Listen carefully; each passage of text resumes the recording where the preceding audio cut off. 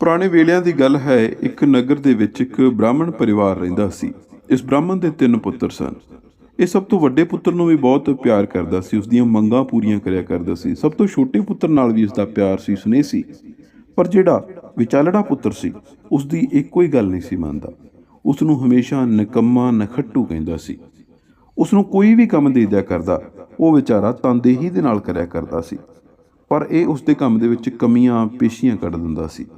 ਉਹ ਬਹੁਤ ਜ਼ਿਆਦਾ ਪਰੇਸ਼ਾਨ ਸੀ ਕਿ ਮੈਂ ਤਨਦੇਹੀ ਦੇ ਨਾਲ ਕੰਮ ਕਰਦਾ, ਮਿਹਨਤ ਦੇ ਨਾਲ ਕੰਮ ਕਰਦਾ ਅਤੇ ਆਪਣੇ ਦੋਹਾਂ ਭਰਾਵਾਂ ਤੋਂ ਵਧੀਆ ਕਰਨ ਦੀ ਕੋਸ਼ਿਸ਼ ਕਰਦਾ, ਪਰ ਮੈਨੂੰ ਹਮੇਸ਼ਾ ਗੁੱਸੇ ਦਾ ਸਾਹਮਣਾ ਕਰਨਾ ਪੈਂਦਾ।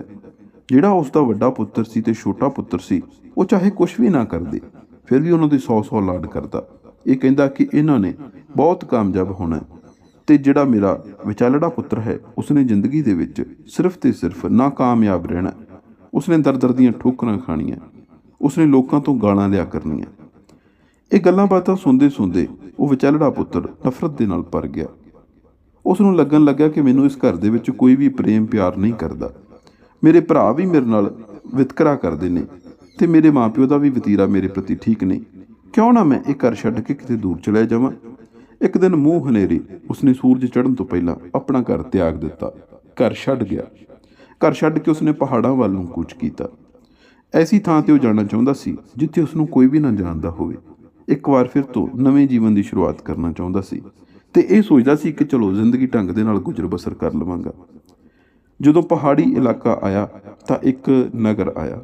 ਇਸ ਨਗਰ ਵਿੱਚ ਵੀ ਨਹੀਂ ਰੁਕਿਆ। ਸਾਹਮਣੇ ਦੂਸਰਾ ਨਗਰ ਦਿਖ ਰਿਹਾ ਸੀ। ਹੈ ਤਾਂ ਦੂਰੀ 'ਤੇ ਸੀ, ਪਰ ਪਹਾੜਾਂ ਦੇ ਵਿੱਚ ਚੜ੍ਹਾਈ ਦੇ ਵਿੱਚ ਨਗਰ ਦਿਖਦੇ ਨੇ। ਹੁਣ ਇੱਕ ਨਗਰ ਤੋਂ ਦੂਸਰੇ ਨਗਰ ਜਾ ਰਿਹਾ ਤਾਂ ਰਸਤੇ ਦੇ ਵਿੱਚ ਇੱਕ ਕੁਟੀਆ ਬਣੀ ਹੋਈ ਸੀ, ਇੱਕ ਸਾਧ ਫਕੀਰ ਦੀ ਕੁਟੀਆ। ਉੱਥੇ ਰੁਕ ਗਿਆ। ਉੱਥੇ ਆਲਾ ਦੁਆਲਾ ਦੇਖਦਾ ਹੈ। ਉਸਦੀ ਰੂਹ ਨੂੰ, ਉਸਦੀਆਂ ਅੱਖਾਂ ਨੂੰ ਬੜੀ ਸ਼ਾਂਤੀ ਮਿਲਦੀ ਹੈ। ਇੱਕ ਪਾਸਿਓਂ ਝਰਨਾ ਵਹਿ ਰਿਹਾ ਜਿਵੇਂ ਨਦੀ ਵਹਿ ਰਹੀ ਹੋਵੇ। ਇੱਕ ਪਾਸੇ ਬਹੁਤ ਹੀ ਸੁੰਦਰ ਵਣ ਰੂਪੀ ਦਰਖਤ ਨੇ। 4 ਚੁਫੇਰੇ ਹਰਿਆਲੀ ਹੀ ਹਰਿਆਲੀ ਹੈ। ਇਸ ਤਰ੍ਹਾਂ ਜਾਪਦਾ ਹੈ ਕਿ ਜਿੰਨੇ ਵੀ ਪੰਛੀ ਪਰਿੰਦੇ ਨੇ, ਉਹ ਸਾਰੇ ਕੁਦਰਤ ਦੇ, ਕਾਇਨਾਤ ਦੇ ਉਸ ਕਾਦਰ ਦੀ ਉਸਤਤ ਦੇ ਵਿੱਚ ਗੀਤ ਗਾ ਰਹੇ ਹੋਣ। ਉਸਦਾ ਮਨ ਕੀਤਾ ਕਿ ਉਹ ਉੱਥੇ ਹੀ ਰੁਕ ਜਾਵੇ। ਉਸਦੇ ਮਨ ਵਿੱਚ ਇੱਕ ਸਵਾਲ ਜਾਗਿਆ ਕਿ ਇਹ ਕਿਸੇ ਸੰਤ ਫਕੀਰ ਦੀ ਕੁਟੀਆ ਹੈ, ਅਤੇ ਜੇ ਹੋਵੇ ਨਾ ਹੋਵੇ ਮੈਂ ਇਹਨੂੰ ਬੇਨਤੀ ਕਰਕੇ ਦੇਖ ਲਵਾਂ। ਕੀ ਪਤਾ ਇਹ ਤਾਂ ਉਮਰ ਮੈਨੂੰ ਆਪਣੇ ਕੋਲ ਰੱਖਣ ਦੇ ਲਈ ਮੰਨ ਜਾਵੇ। ਉਹ ਅੱਗੇ ਜਾਂਦਾ ਹੈ। ਸੰਤ ਫਕੀਰ ਆਪਣੀ ਘਰਵਾਲੀ ਦੇ ਨਾਲ ਬੈਠਾ ਹੁੰਦਾ ਹੈ। ਉਹਨਾਂ ਨੂੰ ਜਾ ਕੇ ਸਲਾਮ ਦੁਆ ਕਰਦਾ ਹੈ। ਉਹਨਾਂ ਦੇ ਕੋਲ ਜਾ ਕੇ ਬੈਠ ਜਾਂਦਾ ਹੈ। ਉਸਦੀਆਂ ਅੱਖਾਂ ਇਸ ਵੇਲੇ ਨਮ ਹੋਈਆਂ ਹੁੰਦੀਆਂ ਨੇ। ਸੰਤ ਫਕੀਰ ਦੇਖਦੇ ਨੇ ਕਿ ਕੋਈ ਰਾਹੀ ਪਾਂਦੀ ਆਇਆ। ਸੰਤ ਫਕੀਰ ਨੇ ਆਪਣੀ ਕੁਟੀਆ ਦੇ ਨੇੜੇ ਛੋਟੀਆਂ ਛੋਟੀਆਂ ਹੋਰ ਕਈ ਕੁਟੀਆਂ ਬਣਾ ਰੱਖੀਆਂ ਸਨ। ਉਹ ਖਾਸ ਤੌਰ 'ਤੇ ਇਸੇ ਕਰਕੇ ਕਿ ਜਦੋਂ ਵੀ ਰਾਹੀ ਪਾਂਦੀ ਆਉਂਦੇ ਨੇ, ਉਹਨਾਂ ਨੂੰ ਆਪਣੇ ਕੋਲ ਰੱਖਦੇ ਸਨ।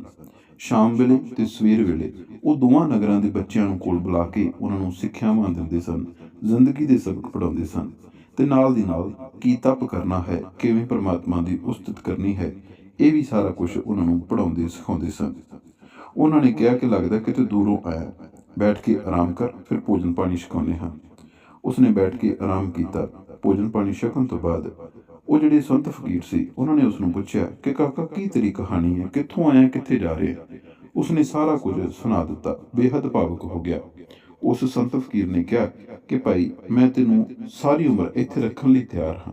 ਤੂੰ ਮੇਰੇ ਨਾਲ ਰਹਿ ਸਕਦਾ, ਮੈਂ ਤੇਰਾ ਸਵਾਗਤ ਕਰਦਾ ਹਾਂ, ਪਰ ਮੇਰੀ ਸ਼ਰਤ ਇਹ ਹੈ ਕਿ ਤੈਨੂੰ ਜਿਹੜੇ ਸਬਕ ਮੈਂ ਦੋਹਾਂ ਨਗਰਾਂ ਦੇ ਬੱਚਿਆਂ ਨੂੰ ਪੜ੍ਹਾਉਂਦਾ ਹਾਂ, ਤੈਨੂੰ ਉਹ ਸਬਕ ਸਿੱਖਣੇ ਪੈਣਗੇ।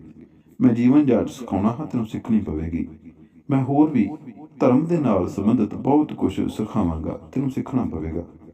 ਉਸਨੇ ਉਸਨੂੰ ਕਿਹਾ ਕਿ ਹਾਂ, ਮੈਂ ਘਰੋਂ ਕੁਛ ਸਿੱਖਣ ਦੇ ਲਈ ਬਾਹਰ ਨਿਕਲਿਆ ਹਾਂ। ਉਸਨੇ ਉਸੇ ਦਿਨ ਤੋਂ, ਉਸੇ ਵੇਲੇ ਤੋਂ ਉਸ ਸੰਤ ਫਕੀਰ ਨੂੰ ਆਪਣਾ ਗੁਰੂ ਧਾਰ ਲਿਆ, ਅਤੇ ਜੋ ਜੋ ਕੁਛ ਉਹ ਸਿਖਾਉਂਦੇ ਗਏ, ਉਹੀ ਕੁਛ ਸਿੱਖਦਾ ਗਿਆ। ਆਉਣ ਵਾਲੇ ਕੁਛ ਸਾਲਾਂ ਦੇ ਵਿੱਚ ਉਸਨੇ ਤਪੋਬਲ ਦੀ ਸਿੱਖਿਆ ਵੀ ਹਾਸਲ ਕਰ ਲਈ। ਹੁਣ ਇਸ ਬ੍ਰਾਹਮਣ ਪੁੱਤਰ ਦਾ ਇਸ ਸੰਤ ਫਕੀਰ ਦੇ ਨਾਲ, ਉਸਦੇ ਪਰਿਵਾਰ ਦੇ ਨਾਲ ਇਸ ਤਰ੍ਹਾਂ ਰਿਸ਼ਤਾ ਬਣ ਗਿਆ ਜਿਵੇਂ ਉਹਨਾਂ ਦਾ ਸਕਾ ਪੁੱਤਰ ਹੋਵੇ। ਹੁਣ ਸੰਤ ਜੀ ਉਸ 'ਤੇ ਬਹੁਤ ਜ਼ਿਆਦਾ ਵਿਸ਼ਵਾਸ ਕਰਦੇ ਸਨ। ਇੱਕ ਵਾਰ ਸੰਤ ਜੀ ਦੀ ਪਤਨੀ ਗਰਭਵਤੀ ਸੀ।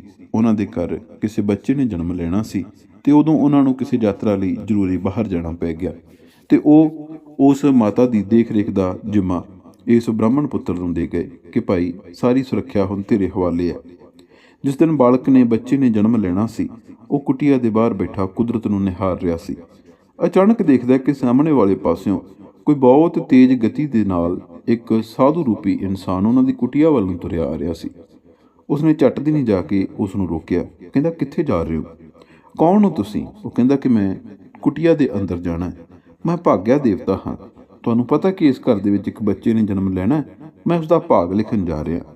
ਇਸ ਬ੍ਰਾਹਮਣ ਪੁੱਤਰ ਨੇ ਝੱਟ ਦੇ ਨਾਲ ਕਿਹਾ ਕਿ ਠੀਕ ਹੈ, ਤੁਸੀਂ ਜਾ ਸਕਦੇ ਹੋ, ਪਰ ਤੁਹਾਨੂੰ ਦੱਸ ਕੇ ਜਾਣਾ ਪਵੇਗਾ ਕਿ ਬੱਚੇ ਦਾ ਕੀ ਭਾਗ ਲਿਖ ਰਹੇ ਹੋ। ਤਾਂ ਉਸਨੇ ਮਨਾ ਕਰ ਦਿੱਤਾ ਕਿ ਨਹੀਂ, ਹਾਂ, ਪਰ ਮੈਂ ਇੰਨਾ ਜ਼ਰੂਰ ਭਰੋਸਾ ਦਿੰਦਾ ਕਿ ਭਾਗ ਲਿਖਣ ਤੋਂ ਬਾਅਦ ਮੈਂ ਆਉਂਦੇ ਵੇਲੇ ਤੈਨੂੰ ਦੱਸ ਕੇ ਜਾਵਾਂ। ਉਹ ਕਹਿੰਦਾ, ਠੀਕ ਹੈ, ਪਰ ਆਪਣਾ ਵਾਅਦਾ ਭੁੱਲਿਓ ਨਾ। ਚੰਦ ਪਲਾਂ ਦੇ ਵਿੱਚ ਭਾਗ ਦੇਵਤਾ ਬਾਹਰ ਆ ਗਏ ਤੇ ਬ੍ਰਾਹਮਣ ਪੁੱਤਰ ਨੇ ਪੁੱਛਿਆ ਕਿ ਕੀ ਭਾਗ ਲਿਖ ਕੇ ਆਏ ਹੋ? ਉਸਨੇ ਕਿਹਾ ਕਿ ਸੰਤ ਫਕੀਰ ਦੇ ਘਰ, ਮਹਾਂਪੁਰਸ਼ ਦੇ ਘਰ ਇੱਕ ਬੇਟੇ ਨੇ ਜਨਮ ਲਿਆ ਤੇ ਇਹਦਾ ਜਿਹੜਾ ਭਾਗ ਹੈ ਉਹ ਕਠਿਨਾਈਆਂ ਭਰਪੂਰ ਹੋਏਗਾ। ਇਸ ਦੀ ਜ਼ਿੰਦਗੀ ਕਾਫੀ ਸਾਰੀਆਂ ਦਿੱਕਤਾਂ ਪਰੇਸ਼ਾਨੀਆਂ ਚੋਂ ਗੁਜ਼ਰੇਗੀ। ਇਹਦੇ ਕੋਲ ਕੋਈ ਵੀ ਜਾਇਦਾਦ ਨਹੀਂ ਹੋਏਗੀ।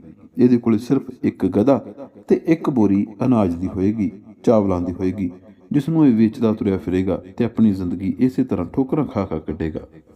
ਇੰਨੀ ਗੱਲ ਕਹਿ ਕੇ ਉਹ ਜਾਣ ਹੀ ਲੱਗੇ, ਪਰ ਜਾਂਦਿਆਂ ਜਾਂਦਿਆਂ ਇੱਕ ਚੇਤਾਵਨੀ ਦੇ ਗਏ ਕਿ ਇਸ ਗੱਲ ਬਾਰੇ ਕਿਸੇ ਵੀ ਹੋਰ ਨੂੰ ਦੱਸਿਆ ਤੇ ਤੇਰੇ ਸਿਰ ਦੇ ਟੁਕੜੇ ਟੁਕੜੇ ਹੋ ਜਾਣਗੇ, ਤੇਰੀ ਖੜੇ ਖੜੋਤੇ ਦੀ ਮੌਤ ਹੋ ਜਾਵੇਗੀ। ਇੰਨੀ ਗੱਲ ਕਹਿ ਕੇ ਉਹ ਚਲੇ ਗਏ। ਬੜਾ ਹੈਰਾਨ ਪਰੇਸ਼ਾਨ ਸੰਤ ਫਕੀਰ ਦੇ ਲਈ ਬੜਾ ਦੁਖੀ ਹੋਇਆ ਕਿ ਇੰਨਾ ਪਹੁੰਚਿਆ ਹੋਇਆ, ਇੰਨਾ ਸਿਆਣਾ, ਇੰਨਾ ਭਲਾ ਪੁਰਸ਼ ਜੋ ਲੋਕਾਂ ਦੀ ਸੇਵਾ ਕਰ ਰਿਹਾ ਹੈ, ਉਸਦੇ ਘਰ ਐਸੇ ਬੱਚੇ ਨੇ ਜਨਮ ਲਿਆ ਜਿਹਦੇ ਭਾਗਾਂ ਦੇ ਵਿੱਚ ਠੋਕਰਾਂ ਲਿਖੀਆਂ ਹਨ। ਬਹੁਤ ਦੁਖੀ ਹੋਇਆ, ਅਤਿਅੰਤ ਦੁਖੀ ਹੋਇਆ, ਪਰ ਕਰ ਕੁਛ ਨਹੀਂ ਸੀ ਸਕਦਾ। ਸ਼ਾਮ ਤੱਕ ਉਸਨੇ ਆਪਣੇ ਆਪ ਨੂੰ ਕੁਝ ਸੰਭਾਲਿਆ ਤੇ ਉਸਨੇ ਸੋਚਿਆ ਕਿ ਮੈਨੂੰ ਤਾਂ ਪਤਾ ਹੈ ਕਿ ਇਸ ਦੇ ਭਾਗ ਕੀ ਹੋਣੇ ਆ ਤੇ ਮੇਰੇ ਕੋਲ ਬੁੱਧੀ ਵੀ ਹੈ। ਮੈਨੂੰ ਇਹਨਾਂ ਨੇ ਬੜਾ ਕੁਝ ਸਿਖਾਇਆ। ਮੈਂ ਆਪਣੀ ਬੁੱਧੀ ਦਾ ਇਸਤੇਮਾਲ ਕਰਕੇ ਉਸਦੇ ਭਾਗਾਂ ਨੂੰ ਠੀਕ ਕਰ ਦੇਵਾਂਗਾ। ਫਿਰ ਆਪਣੇ ਆਪ ਦੇ ਵਿੱਚ ਉਸਨੇ ਹੋਸ਼ ਸੰਭਾਲੇ, ਜੋਸ਼ ਦੇ ਵਿੱਚ ਆਇਆ ਤੇ ਸੋਚਿਆ ਕਿ ਮੈਂ ਅੱਜ ਤੋਂ ਹੀ ਇਹਦੇ ਬਾਰੇ ਤਰਕੀਬਾਂ ਸੋਚਣੀਆਂ, ਘੜਨੀਆਂ ਸ਼ੁਰੂ ਕਰ ਦੇਵਾਂਗਾ। ਸਮਾਂ ਬੀਤਿਆ। ਸੰਤ ਅਤੇ ਉਸਦੀ ਘਰਵਾਲੀ ਬਜ਼ੁਰਗ ਹੋ ਗਏ ਤੇ ਫਿਰ ਉਹ ਸੁਰਗ ਸੁਧਾਰ ਗਏ, ਪਰਮਾਤਮਾ ਨੂੰ ਪਿਆਰੇ ਹੋ ਗਏ। ਉਸਨੇ ਹੁਣ ਸੰਤਾਂ ਵਾਲਾ ਕੰਮ ਸ਼ੁਰੂ ਕਰ ਦਿੱਤਾ। ਬ੍ਰਾਹਮਣ ਪੁੱਤਰ ਇਲਾਕੇ ਦੇ ਲੋਕਾਂ ਨੂੰ, ਉਹਨਾਂ ਦੇ ਬੱਚਿਆਂ ਨੂੰ ਸਿੱਖਿਆਵਾਂ ਦਿੰਦਾ ਤੇ ਨਾਲ ਨਾਲ ਉਸ ਬੱਚੇ ਨੂੰ ਵੀ ਉਸਨੇ ਪੜ੍ਹਾਇਆ, ਉਸ ਨੂੰ ਵੀ ਸਿੱਖਿਆਵਾਂ ਦਿੱਤੀਆਂ। ਪਰ ਉਸ ਦਾ ਬਹੁਤਾ ਧਿਆਨ ਪੜ੍ਹਾਈ ਦੇ ਵਿੱਚ ਲੱਗਦਾ ਨਹੀਂ ਸੀ। ਉਹ ਸ਼ਰਾਰਤੀ ਸੀ, ਖੇਡਣ ਕੁੱਦਣ ਦੇ ਵੱਲੋਂ ਧਿਆਨ ਦਿੰਦਾ। ਸਮਾਂ ਆਇਆ ਕਿ ਉਸ ਨੂੰ ਇੱਕ ਬਹੁਤ ਹੀ ਯੋਗ ਉੱਤਰਾਧਿਕਾਰੀ ਮਿਲ ਗਿਆ। ਉਸਨੇ ਸੋਚਿਆ ਕਿ ਮੈਂ ਵੀ ਹੁਣ ਦੁਨੀਆ ਘੁੰਮ ਫਿਰ ਕੇ ਦੇਖਦਾ ਹਾਂ ਤੇ ਇਸ ਸਥਾਨ ਦੀ, ਇਸ ਕੁਟੀਆ ਦੀ ਜਾਂ ਇਸ ਪਾਠਸ਼ਾਲਾ ਦੀ ਜ਼ਿੰਮੇਵਾਰੀ ਇਸ ਯੋਗ ਇਨਸਾਨ ਨੂੰ ਦੇ ਦੇਣਾ।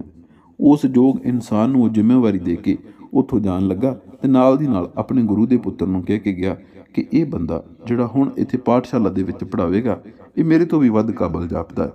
ਘੱਟੋ ਘੱਟ ਇਹਦੀਆਂ ਗੱਲਾਂ ਧਿਆਨ ਦੇ ਨਾਲ ਸੁਣੀ ਤੇ ਮੈਂ ਕੁਝ ਮਹੀਨਿਆਂ ਦੇ ਬਾਅਦ ਇੱਥੇ ਗੇੜਾ ਮਾਰਿਆ ਕਰਾਂਗਾ।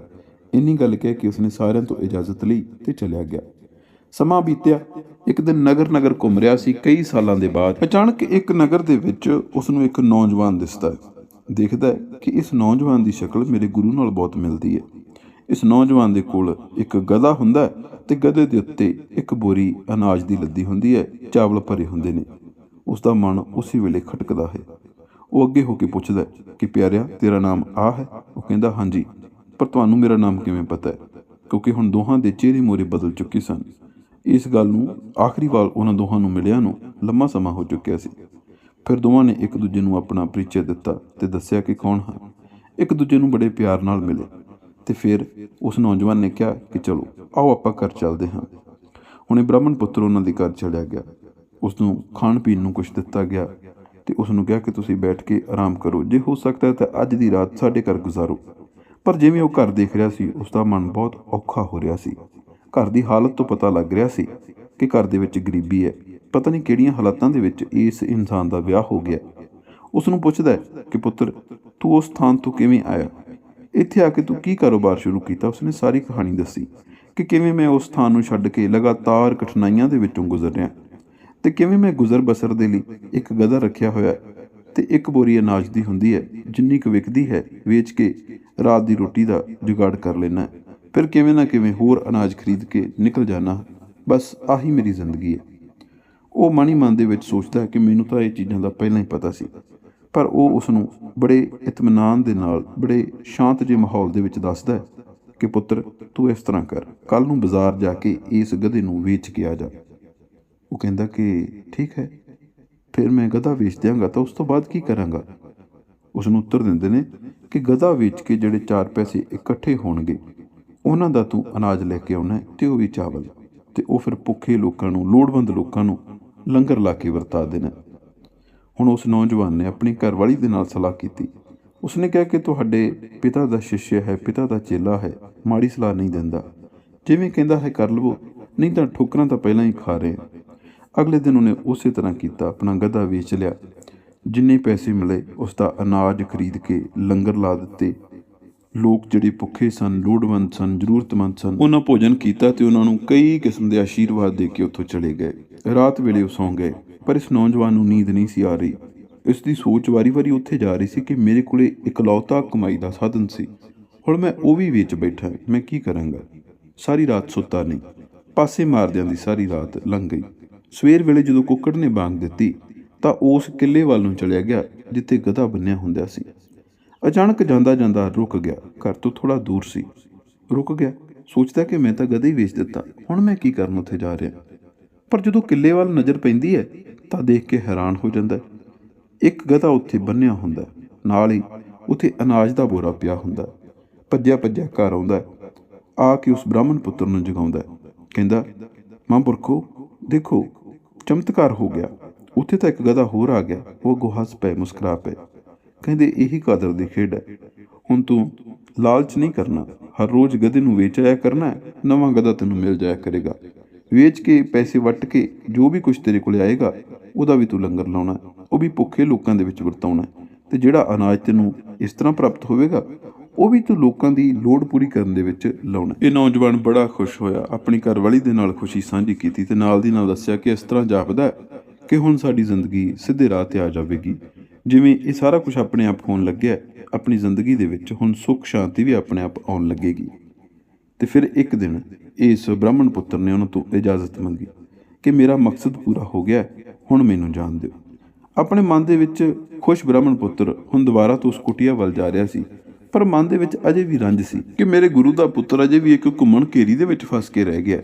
ਇਹ ਗੱਲਾਂ ਸੋਚਦਾ, ਮਨ ਦੇ ਵਿੱਚ ਵਿਚਾਰ ਕਰਦਾ ਜਾ ਰਿਹਾ ਸੀ ਕਿ ਸਾਹਮਣੇ ਤੋਂ ਦੇਖਦਾ ਇੱਕ ਬਹੁਤ ਹੀ ਸੁੰਦਰ ਪੋਸ਼ਾਕ ਪਹਿਨੇ ਹੋਏ ਇਨਸਾਨ ਮੂੰਹ ਹਨੇਰੇ ਪਿੰਡ ਵੱਲ ਨੂੰ ਜਾ ਰਿਹਾ।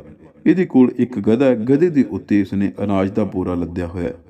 ਅਚਾਨਕ ਉਸ ਨੂੰ ਰੋਕ ਕੇ ਕਹਿੰਦਾ ਕਿ ਹੇ ਭਾਈ, ਕੌਣ ਹੈ ਤੇ ਰਾਤ ਦੇ ਵੇਲੇ ਕਿੱਥੇ ਜਾ ਰਹੇ? ਉਹ ਦੇਖਦਾ, ਉਹ ਕਹਿੰਦਾ, ਮੈਂ ਤੈਨੂੰ ਪਛਾਣ ਲਿਆ, ਤੂੰ ਖਰੇ ਮੈਨੂੰ ਪਛਾਣਿਆ ਕਿ ਨਹੀਂ ਪਛਾਣਿਆ। ਮੈਂ ਭਾਗੇ ਦੇਵਤਾ ਹਾਂ, ਜਿਹੜੀ ਤੂੰ ਮੇਰੀ ਹੁਣ ਇਸ ਵੇਲੇ ਸੇਵਾ ਲਾਈ ਹੋਈ ਹੈ ਉਹ ਪੂਰੀ ਕਰਨ ਜਾ ਰਿਹਾ। ਕਹਿੰਦਾ, ਮੈਂ ਤੁਹਾਡੀ ਕਿਹੜੀ ਸੇਵਾ ਲਾਈ ਹੈ? ਕਹਿੰਦਾ, ਜਿਹੜਾ ਤੂੰ ਉਸ ਨੂੰ ਤਰੀਕਾ ਦੱਸ ਦਿੱਤਾ ਨਾ ਕਿ ਰੋਜ਼ ਦਾ ਇੱਕ ਗਧਾ ਤੇ ਇੱਕ ਅਨਾਜ ਦਾ ਬੋਰਾ ਕਿਵੇਂ ਕਮਾਉਣਾ, ਉਹ ਮੈਂ ਛੱਡਣ ਜਾ ਰਿਹਾ।